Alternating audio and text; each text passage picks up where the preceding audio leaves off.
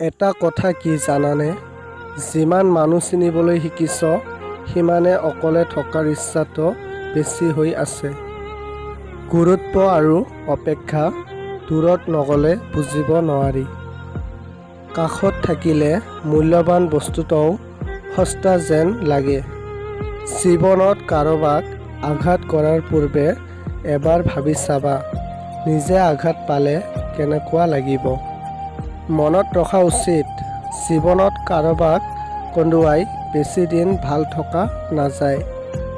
টকা এটি বহুত সৰু শব্দ, কিন্তু এই সৰু শব্দটিৰ প্ৰভাৱ ইমানেই বেছি যে ইয়াৰ অভাৱ হ'লে দেখা দিয়ে হাহাকাৰ আৰু বেছি হ'লে বাঢ়ি যায় অহংকাৰ। টকাৰে এটি বিচনা কিনিব পাৰিবা, কিন্তু টোপনিক নহয়।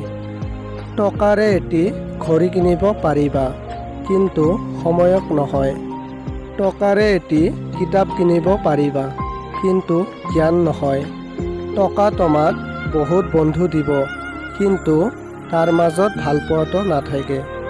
জীৱনত পাৰফেক্ট মানুহ থকাটোকৈ বিশ্বাসযোগ্য মানুহ থকাটো প্ৰয়োজন।